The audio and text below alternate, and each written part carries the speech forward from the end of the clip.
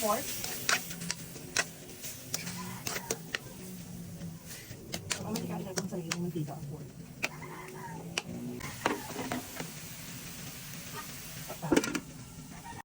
Tingnan natin. Kapag nagmantika na siya, hindi na, medyo brown na siya. Lahat na siya na. Ako na natin siya. Ako na natin siya sa akin ng paghihirap.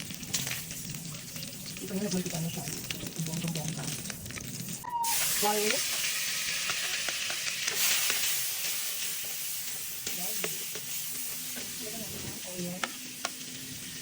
Onion. Mga. Nakarami lang siyang dalawa. Ang garlic, onion. Ito na natin ang ginger. Ang luya. At lumabas yung karoma ng ating ginger. Ito natin ang tomato. Ba't lang natin mag-ito?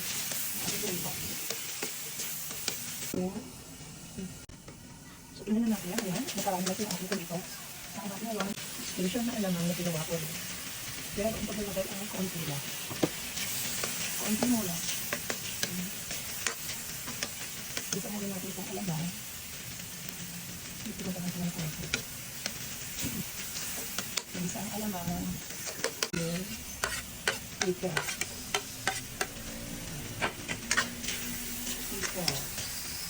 Alitin natin. Ang bango.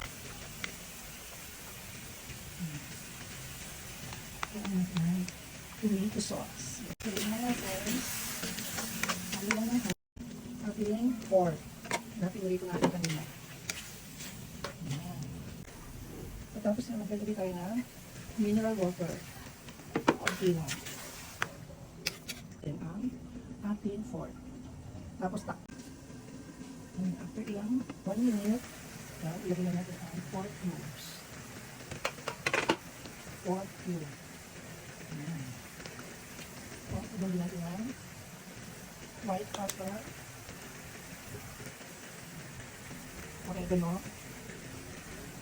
Pampaaroma. Oregano. Tapos, ilagay natin ang pampalasa. At ilagay natin sarap. Saluin lang natin. Tingnan natin. Kapag naiga na siya,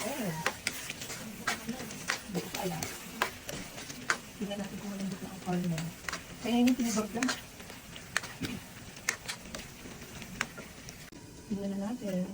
Yan, iga na siya. Pag iga na siya, saka natin ilalagay ang ating pineapple chunk.